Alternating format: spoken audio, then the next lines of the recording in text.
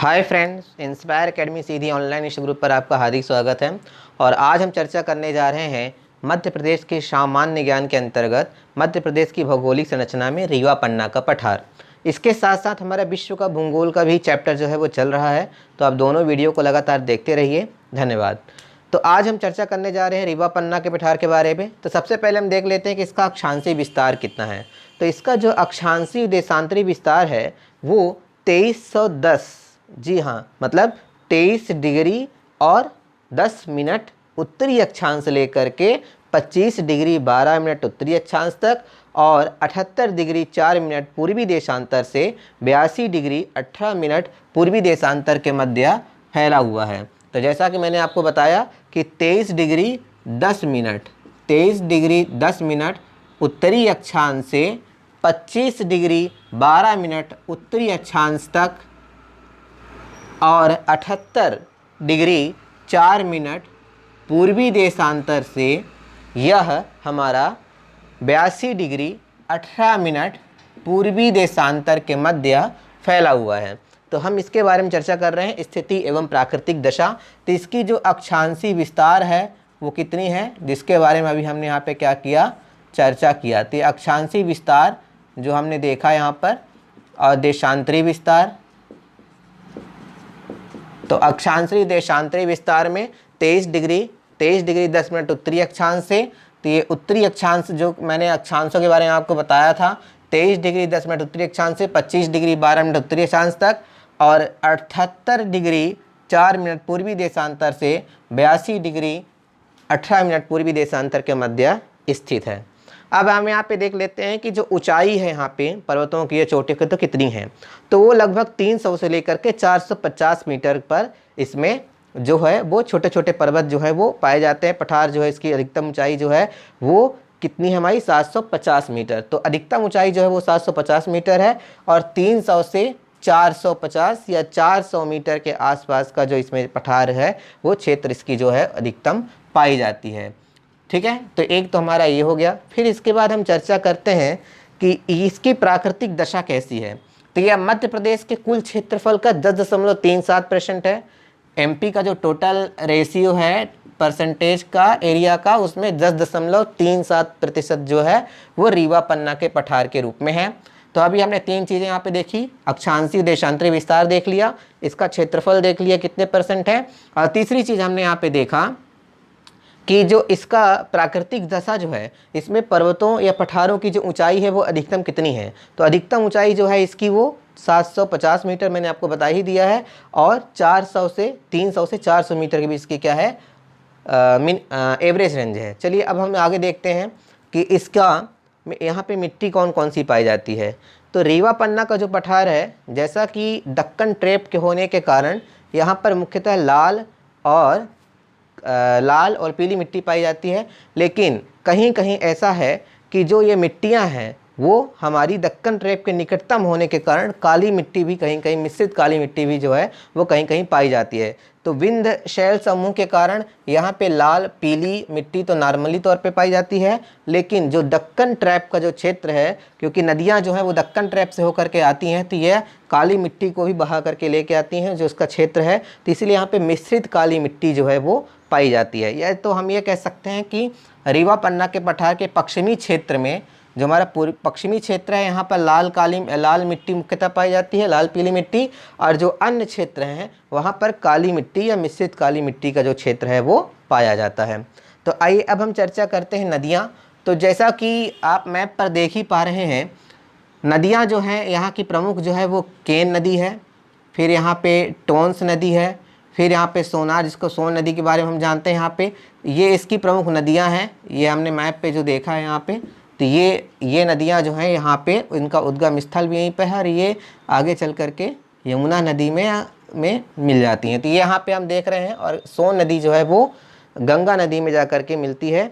तो ये अगली क्षेत्र जो यहाँ पे है इसकी प्रमुख नदियाँ हैं, जिसके बारे में हमने चर्चा किया कि हो गई हमारी टोंस हो गई, ठीक है, केन हो गई, और यहाँ पे सोनार हो गई, और एक न्यामा नदी जो है वो यहाँ पे न्यामा की घाटी जो है, क्योंकि न्यामा की घाटी ज़्यादा फेमस है, तो न्यामा नदी जो है यहाँ पे पाई जाती है।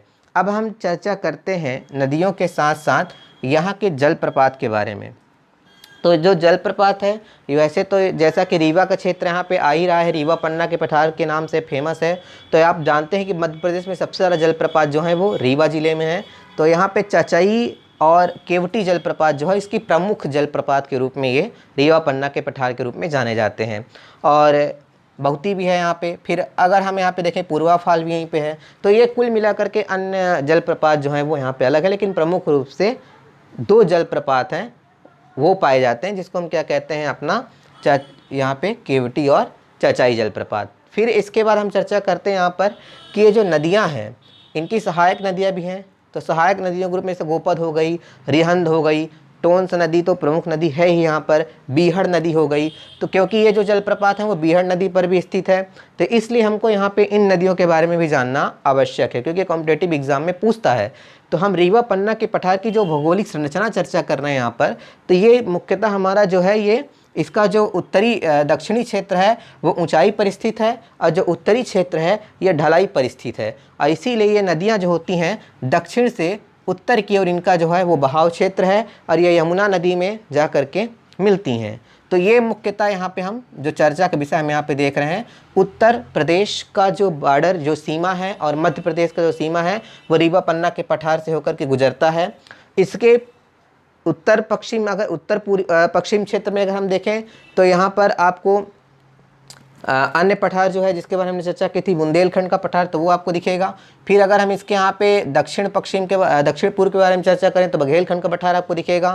फिर ये जो क्षेत्र आपको दिख रहा है ये नर्मदा सोन घाटी का जो क्षेत्र है वो अलग से है, जिसके बारे में हम अगली वीडियो में चर्चा करेंगे। तो ये कुल मिलाकर के इसकी पूर्व पश्चिम उत्तर दक्षिण की भौगोलिक जो है वो संरचना है। अब आइए अब हम यहाँ पे चर्चा करते हैं जिले। तो जैसा कि मैं आपको बता ही रहा हूँ कि रीवा पन्ना के पठार के बारे में हम चर्चा कर रहे हैं, तो 2 जिले तो प्रमुख रूप से फेमस हैं, एक रीवा और एक पन्ना। फिर इसके बाद अगर हम यहाँ पे देखने की कोशिश करें तो सागर, दमोह और इसके साथ साथ कुछ क्षेत्र जो हैं वो यहाँ पे सतना के हैं, और सागर के केवल 2 तहसीलें जो हैं वो यहाँ पे जुड़ती हैं इस रीवा पन्ना के पठार के क्षेत्र के अंतर्गत आती हैं। तो इसकी जो प्रमुख ज़िले हैं वो हैं सतना, रीवा और पन्ना और सागर और दमोह, ये प्रमुख जिलों के रूप में इस क्षेत्र के माने जाते हैं। और मैहर को भी ज़िला बनाने की बात चल ही रही है, तो ये भी एक आप हो सकता है भविष्य में एक नया ज़िला हो जाए। तो चलिए यहाँ पे अब आगे हम चर्चा कर रहे हैं कि जलवायु यहाँ की कैसी है। तो यहाँ की जो जलवायु है, जैसा कि पूरे मध्य प्रदेश की जलवायु सम मानसूनी जलवायु है, लेकिन यहाँ पर भी जो जलवायु है वो 125 सेंटीमीटर के आसपास यहाँ पे जो है वो वर्षा, लगभग औसत वर्षा जो है वो होती है 125 सेंटीमीटर के आसपास औसत वर्षा होती है। फिर यहाँ पर एक चीज़ ध्यान देने वाली और बात है कि नदियों का क्षेत्र है, और जो मानसूनी हवाएं हैं वो यहाँ पर भी आकर के सम मानसूनी हवाओं के रूप में वर्षा करती हैं। और फिर यहाँ पे जलवायु का क्षेत्र अगर हम देखें तापमान, तो जलवायु क्षेत्र में तापमान जो है वो ग्रीष्म ऋतु में 40 डिग्री सेल्सियस से अधिकतम 42 डिग्री के आसपास पाया जाता है। तो ये एक अधिकतम तापमान के बारे में हमने देख लिया यहाँ पर। अब अगर हम चर्चा करें वन संपदा, तो रीवा पन्ना के पठार में वन संपदा का क्या क्षेत्र है। तो ये रीवा पन्ना का जो पठार है यहाँ पे वनाच्छादित क्षेत्र हैं, ये भी वनाच्छादित क्षेत्र, पूर्णा चित्रकूट का क्षेत्र हो गया, मैहर का क्षेत्र हो गया, मूलतः वनाच्छादित क्षेत्र हैं, सतना के कुछ जिले हो गए, सागर का क्षेत्र हो गया।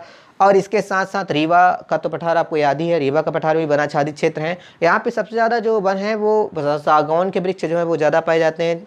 फिर अन्य वृक्ष कत्था, खैर ये भी हो गए आपके।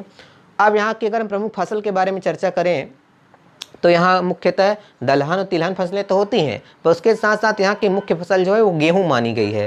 तो रीवा पन्ना के पठार की जो प्रमुख फसल है वो गेहूँ मानी गई है, और इसके साथ साथ दलहन व तिलहन फसलें इसकी सहायक फसलों के रूप में यहाँ पे जानी जाती है। फिर हम चर्चा करते हैं वन संपदा के बारे में तो हो गया। चलिए चर्चा करते हैं उद्योग के बारे में कि रीवा पन्ना के पठार से कौन कौन से उद्योग जो हैं वो चल रहे हैं और उन उद्योगों का क्या महत्व है। तो जैसा कि आपको मालूम है कि मैहर सीमेंट जो है, मैहर सतना का जो क्षेत्र है यहाँ पे मैहर सीमेंट फेमस है पूरे मध्य प्रदेश में। तो मैहर सीमेंट उद्योग हो गया आपका।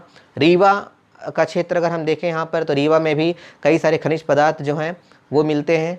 फिर चूना, सतना का जो क्षेत्र है वो चूना पत्थर के रूप में फेमस है यहाँ पे, और उसके साथ साथ बॉक्साइट का क्षेत्र हो गया हमारा, बॉक्साइट हो गया। फिर अब यहाँ पे अगर हम चर्चा करें तो पन्ना का जो क्षेत्र है वहाँ पे हीरा तराशने का जो उद्योग है वो काफ़ी मात्रा में चलता है, क्योंकि हीरा मध्य प्रदेश का पन्ना उद्योग का सबसे प्रमुख केंद्र रहा है और यहाँ पर हीरे की जो है वो हीरे की खान भी है जो पाई जाती है। तो ये सबसे प्रमुख उद्योग के रूप में मध्य प्रदेश के माना जाता है।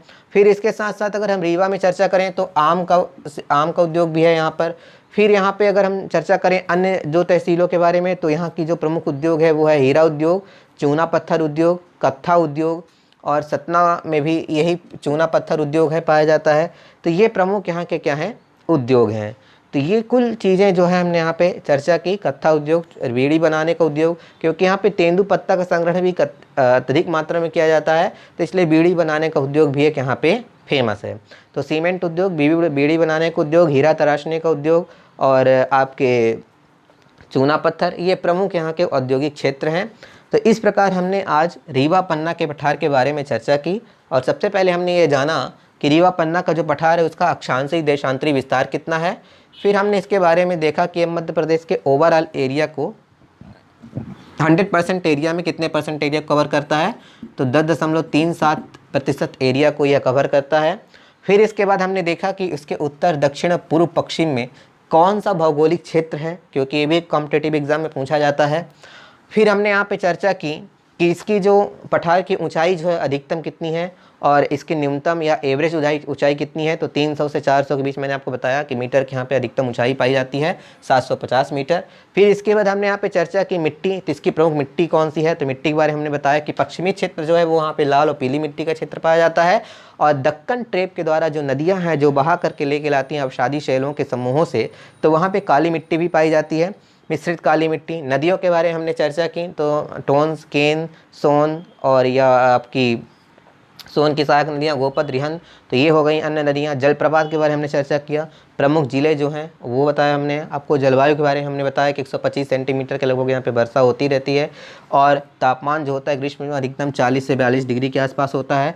फिर हमने वन संपदा के बारे में चर्चा किया कि सागौन के वृक्ष जो यहाँ पे बहुत मात्रा में फेमस है, यहाँ पे ये उद्योग के प्रमुख केंद्र हैं। यहाँ पे औद्योगिक बारे में हम चर्चा किया, तो सीमेंट उद्योग, कत्था उद्योग आपका हो गया, बीड़ी उद्योग हो गया और हीरा तराशने का उद्योग हो गया, चूना पत्थर का उद्योग हो गया।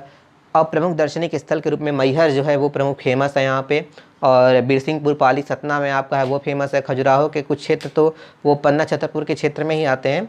और इसके साथ साथ रीवा में महादेव का जो मंदिर है जहाँ पे आपका महामृत्युंजय का मेला लगता है वो भी काफ़ी फेमस है। सुपारी बनाने के खिलौने जो हैं वो काफ़ी वहाँ पे मिलते हैं, सुपारी के खिलौने, तो वही फेमस है यहाँ पे। तो इस प्रकार हमने रीवा पन्ना के पठार के बारे में चर्चा की और आशा करता हूँ कि वीडियो आपके लिए उपयोगी होगी। हमारी आगामी वीडियो की नोटिफिकेशन प्राप्त करने के लिए हमारे चैनल को सब्सक्राइब जरूर करें और विश्व के भूगोल के वीडियो को भी आप ज़रूर देखें। धन्यवाद।